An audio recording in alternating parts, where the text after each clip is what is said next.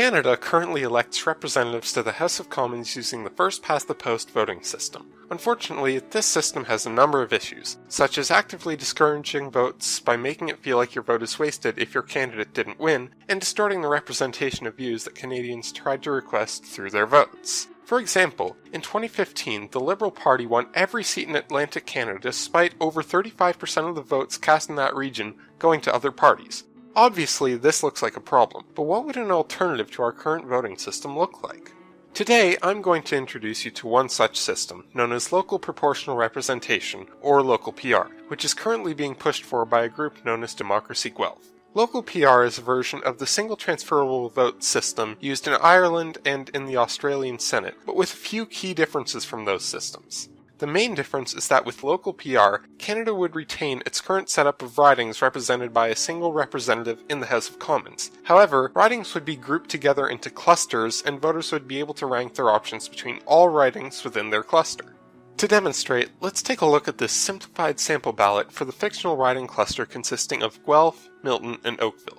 Most clusters would likely be bigger than this in an actual implementation, tending to around 5 ridings per cluster, but for the sake of keeping this explanation brief, I've cut it down to 3.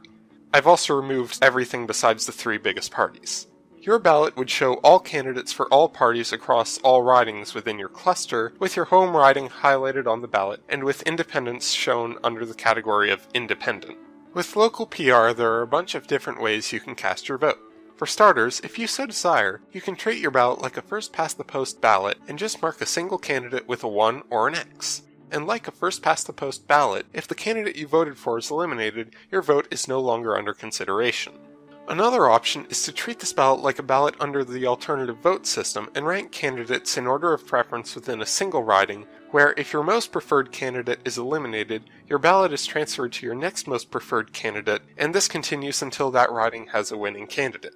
Or you can treat your ballot as a sort of open party list ballot and rank the candidates across to your most preferred party to ensure that regardless of where your vote goes, it supports a candidate from that party so that party is represented. Or, if you feel like you have enough knowledge to do so, you can rank as few or as many candidates across the ridings in your cluster and across parties as you like.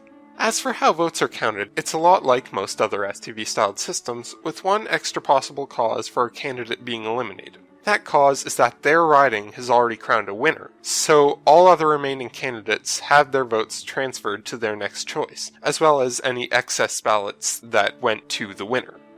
Let's go through an example election from our earlier riding cluster to show how this works. So, since there are 3 ridings in this region and 200,000 votes were cast, we calculate a threshold of 50,000 votes. That's the amount of votes a candidate needs to get to win their riding. The actual amount would be 50,000 plus 1, as the formula is the total number of votes that were cast divided by 1 more than the number of seats that are in that riding, all of that plus 1. But that would make our numbers a little weird here, so we'll just say 50,000. Also, I want to make it clear that this information is not based off of any actual election numbers. These are purely numbers I made up for the sake of this example.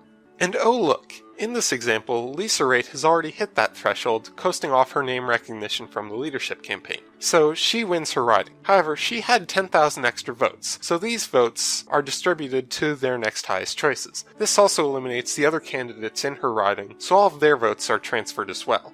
Raitt's voters were split between 2 Guelph candidates as their second choices, so half of those went to Longfield and half of those went to Kovac. The other 2 candidates' voters stuck to their parties, with the Liberal voters going to Longfield and the NDP voters' votes going to Marville, as they didn't think the NDP candidate in Guelph had any chance of winning. After this transfer, Lloyd Longfield has now reached the threshold required to win his riding, and once again votes are redistributed where they weren't used. Longfield's extra votes were split between Young and Marville, as in this example, Oliver is only really popular within his own riding, and Kovac and Seagram's votes all stayed within the party when transferring. However, no candidate has enough votes to win in the final remaining riding, so the lowest overall candidate remaining, which also happens to be the lowest candidate remaining in this riding, is dropped from the running and his votes are redistributed. In this case, half of his voters only really cared if he won and didn't vote for anyone else, so their votes are all dropped from the count entirely.